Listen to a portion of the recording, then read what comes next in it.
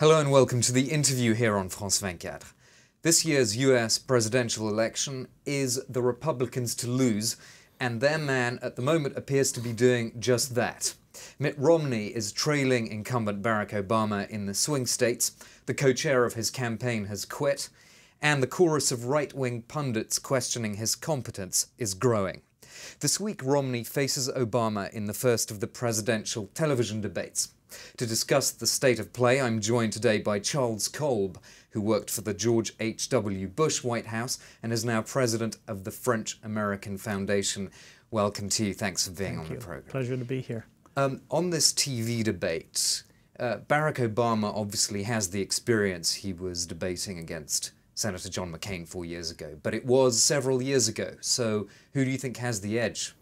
Well, Governor Romney has been practicing and preparing for the debates now for about 3 months. And I think people who look at the 2008 campaign will tell you that then Senator Obama was not the strongest debater among the Democrats. I think actually perhaps then Senator, now Secretary of State Hillary Clinton was a pretty good debater. So, and of course being president, Obama has had to spend a lot of time dealing with crises, so he has not had as much time or as much experience over the last year as Governor Romney. These debates are very orchestrated, aren't they? It's so much part of the presidential show that it's hard for them to throw up anything that could be a game changer. Well, people tend to watch debates looking for the gaffe, looking for the one-liner, where Ronald Reagan really excelled at this, where he actually came up with a one-liner against Senator Mondale, which prompted Senator Mondale to laugh. Reagan said something like, "I will not use my opponent's relative youth and inexperience against him." And of course, the audience burst into laughter, and so did Mondale. And that conveyed a sense of ease, and also, particularly with the second debate, Reagan had a difficult time in the first debate. So people look for moments like this. They may not necessarily get into the real substance, but then they pursue it as sort of a gaffe, and what does this mean? Or gaffe, or a one-liner, as sort of a zinger. So I think that's why a lot of people watch these debates. So you don't expect this one to make that much difference, given the recent developments, including on the substance, Romney's comment about the 47% of Americans who he doesn't have to worry about. Not necessarily, because we're 36 days away from the election, and I think most people who have been involved in campaigns will tell you that a week is an eternity in American elections. So there's an opportunity for something to happen in the debate. There's an opportunity for there to be a domestic issue. We'll have 2 sets of unemployment figures coming out before the election. The first Friday in October and the first Friday in November. So there could be a number of factors that could alter it. A chance for Romney perhaps to refocus on the economy, as the choice of his running mate opened the door for the Democrats to go on other issues. Yes, I think there were actually mixed results from having chosen Paul Ryan. He's a very smart young congressman, but it shifted Romney's focus away from the economy and jobs, and it gave the Democrats an opportunity to talk about some of the issues around Medicare, Medicaid, and Social Security, and particularly around Medicare. When you look at the importance of a state like Florida, where there are lots of retirees, that kind of got Romney and Ryan off message, I think.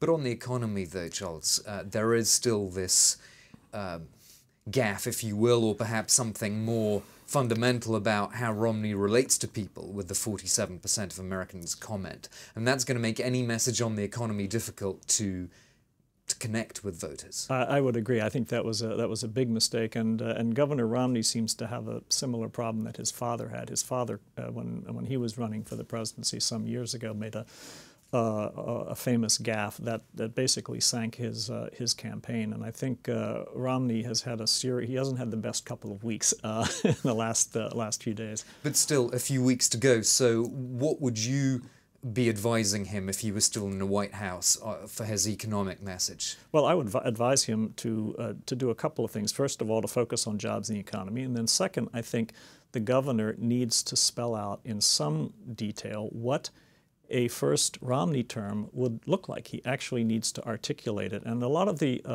campaign so far has been each candidate criticizing the other and kind of looking at gaffes. And I don't think the American people have a real sense of what another 4 years of Barack Obama would be like, or a first term with Governor Romney. And I think that's a shame.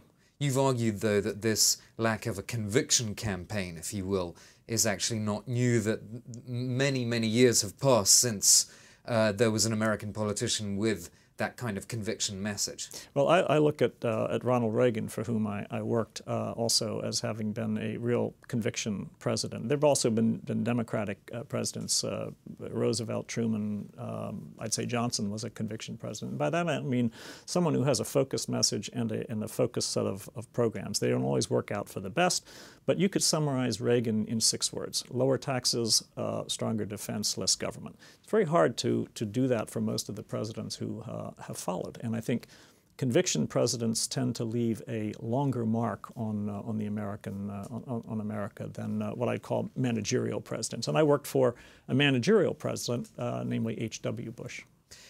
Do you think that there will be anything that really comes out now that will give Obama a strong case for a second term? Because you've argued that he's really shied away from the power that he had, and even drawn a parallel. You drew a parallel in a Huffington Post column with George H.W. Bush walking away from power.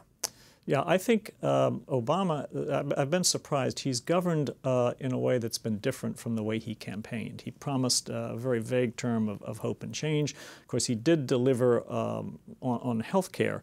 But the problem is, and I think there have been articles recently written about this, he and his team really didn't focus strongly on the economy, and particularly on the housing market and the jobs market. And although there was, of course, the bailout for the automakers that was very significant. Yes, absolutely. And fiscal stimulus. Yes, but ask yourself this. We've had now for over 3 years basically negative interest rates in the United States through the activities of the Federal Reserve. So you would think with negative interest rates, which means below zero, that we're in effect paying people to borrow money. Why isn't the American economy growing at 4 to 5%?